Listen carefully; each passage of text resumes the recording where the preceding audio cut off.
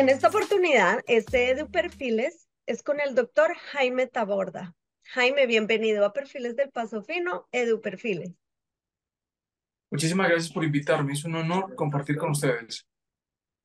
Hace un tiempito, un par de meses tal vez ya, hicimos un en vivo donde hablamos un poquito sobre lo que hace usted en su centro equino allá en Colombia. Y quiero que por favor comparta un poquito sobre sus inicios como caballista y como veterinario. A ver, varias cosas. Primero, una precisión frente a eso. Yo soy administrador agropecuario. Mi especialidad es la etología. Me dediqué a estudiar el comportamiento de los caballos de una familia cafetera. Pues una inspiración importante el café. Pues en casi todas las fincas donde haya café tuvo que haber tenido animales como los equinos, en particular los mulas. Vengo de un municipio muy mulero, de una tradición también de crianza de asnales, de burros, que es el municipio de Titribí, en el departamento de Antioquia. Justo ahí en el departamento, en el suroeste del departamento, un municipio muy cercano a Medellín, donde la cultura cafetera, la cultura de la panela y la del oro, hacían que tuviéramos la necesidad de tener un transporte que no fuera vehicular, sino que los terrenos agrestes se requería de caballos o de mulas. Ahí hay una primera inspiración. Nunca tuvimos ahí en la finca pues caballos de competencia. Sin embargo, sí tuvimos equinos que en ocasiones salían con la calidad en la cual uno ya no solo trabajaba con ellos, sino que quería salir también el domingo a darse su voltoncito al pueblo. Yo creo que esa fue una de las principales inspiraciones para dedicarme a esto. Empecé estudiando contaduría pública y administración agropecuaria. Me fui inclinando más por la administración agropecuaria y también por la manera como mi papá hablaba de caballos, que me inspiraba también no solo a tener o querer ver o conocer más de ellos, sino que también contradecir mucho de lo que él decía, porque mi papá era un poquito crítico cuando veía un caballo y él se fijaba mucho en la forma del cuerpo, en el aspecto de la cabeza o en el color. Y él calificaba un animal y decía cómo era antes de que fuera o antes de que se expresara y casi siempre tenía razón. Para la época en la que mi papá lo hacía, pues no era mucho, sino de discusión. Además, la poca edad que no tenía, pues tampoco, no sé qué de caballos hoy, para el momento, pues mucho menos. Entonces todo eso se va juntando para que me inspire más hacia la administración agropecuaria que hacia la contaduría. Y adicional a eso, pues tuve la oportunidad de conocer personas muy importantes, que algunos de ellos trataron como de decir que lo que se decía no era más que una teguada, más que como una manera de decir algo que no tenía ningún origen.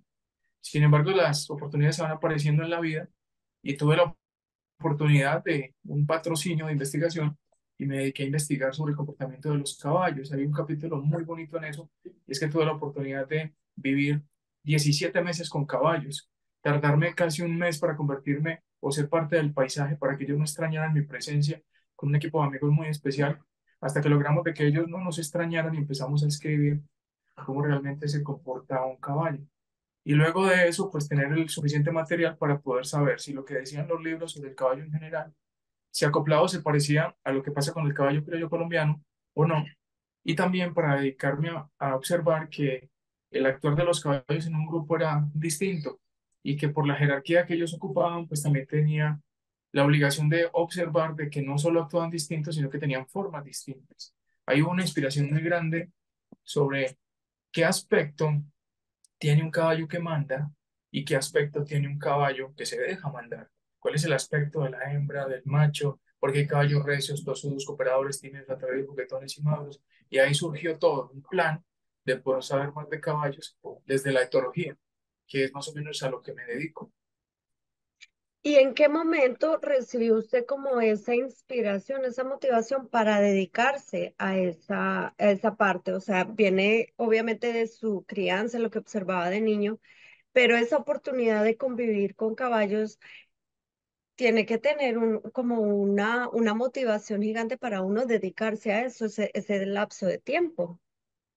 Tengo en mi mente un buen recuerdo de un profesor que fue muy duro conmigo, el doctor Rubén Morales, uno de los hombres que se considera más ave de ganadería en el país, aquí en Colombia. Y él siempre fue muy duro conmigo, me tiraba muchísimo y me presionaba demasiado.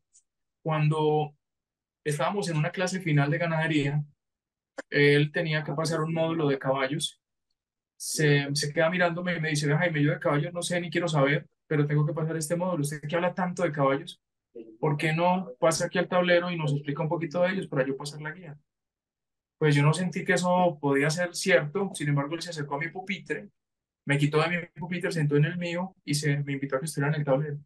Empecé a hablar de caballos y empecé a hablar lo poquito que sabía, y terminamos con un aplauso de mis alumnos, perdón, de mis compañeros, que eran en ese momento mis compañeros, y sentí que yo ya sabía mi camino. O sea, yo no me sentí mejor en mi vida como habiendo sido por primera vez a alguien que escuchara. Y luego de haber sido que lo que dije fue sobre caballos, entonces no solo entendí que yo ya sabía para dónde iba, yo quería ser profesor, sino que también ya sabía qué tema tenía que empezar a estudiar. Esa fue una inspiración muy grande. Empecé a prepararme, a prepararme, a prepararme. Yo le dictaba clases a mi papá me corregía, y en medio de todo eso tuve la oportunidad de ser docente en una institución muy importante de Colombia, que es el SENA, Servicio Nacional de Aprendizaje SENA. Ahí pasé la entrevista, me aceptaron como profesor. Yo ya había practicado un poquito con mi papá, pero para mí era muy valioso. Y en medio de todo eso, a mí me habían dado el puesto, pero de profesor en la parte de manejo de caballos, que se llamaba el caballo como herramienta fundamental dentro de la ganadería. Empecé a dictar la clase, empecé a medir los caballos que teníamos en la unidad productiva del SENA y empecé a tomar medidas. No sabía para qué las medidas, pero yo quería saber por qué esta yegua, que tenía una jerarquía mayor, cuál era la diferencia morfológica o morfométrica con la otra. Y empecé simplemente a tomar nota de qué pasaba en las diferencias, pero no tenía mucho porque ahí apenas teníamos 11 animales y con los datos de 11 animales era muy poco. Sin embargo, fue pasando el tiempo y encontré un documento sobre un estudio humano que se refería muchísimo a que había una relación entre la morfología y la conducta. Y había un documento de nivel científico que reportaba que la forma y la función se podrían aplicar a lo que era la forma del cuerpo. Y empecé a estudiar sobre humanos, y aparece también ahí la oportunidad de leer un libro que se llama El hombre al desnudo. Es un ladrillo de libro. Me puse a leerlo y explican cómo la conducta humana se puede llegar a leer a través del aspecto o facciones del cuerpo. Empecé a mirar mis números con caballos y ahí empecé a medir, a medir, a medir, no con mucho rigor, porque no lo sabía hacer, pero apareció la Universidad de Antioquia en mi camino y me ayudaron a que esos números tuvieran coherencia, y empezaron a decirme cómo debía medir. Y apareció luego en un gobierno de acá de Colombia la oportunidad de patrocinarme para medir más caballos. Y con ese patrocinio alcancé a medir 1.500 caballos, ya con la coherencia de lo que una universidad me explicaba de cómo debería ser el protocolo de medidas. Y con esos 1.500 caballos hice una estadística y empecé a encontrar que no solo la hembra es diferente por la parte genital del macho, sino que tiene unas diferencias muy importantes de cuerpo. Y encontré también que habían aspectos de caballos que podrían llegar a definir cuál era la jerarquía del individuo. Y encontré además que el aspecto podría llegar a definir hasta la predisposición a la salud. Luego de que llegué a 1.500 caballos, empecé ya por cuenta mía a ofrecer el servicio, y la gente empezó a interesarse por medir. Me dieron caballos élite para medir. Entonces algunos se inspiraban en que si el caballo élite estaba medido por Jaime Taborda, pues ¿por qué no el de ellos? Y se convirtió como en una competencia. Luego eso me benefició a mí, de que la gente quisiera medir caballos. Hoy tengo 5.010 caballos medidos, sin contar los de este último mes.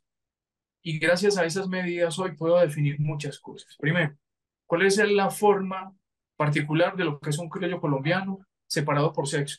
¿Cuál es la forma del individuo separado por modalidad?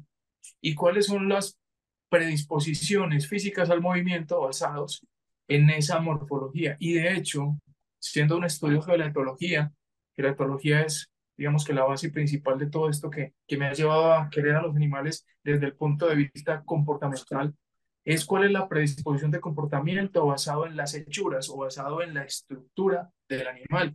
¿Dónde está el detonante para que un caballo se mueva como se mueve, o la facilidad para hacerlo o impedimento? ¿Y cuál es el código físico que cuando un caballo lo tiene en el cuerpo y es mirado por el resto, es entendido como un código que indica que él es el jefe o no lo es? Y poder calcular que el que es el jefe podría llegar a ser el que más hereda, porque parecería que existe una relación entre quién es el que manda, qué aspecto tiene el que manda, cuáles códigos físicos tiene que lo envía como mensaje a quienes lo observan y qué provoca en el resto que lo ven para que sean oportunidades mayores para él de ser no solo quien lidera, sino quien se multiplica y para el resto de ser quienes lo obedecen basado en que ellos no tienen vestuarios sino códigos físicos.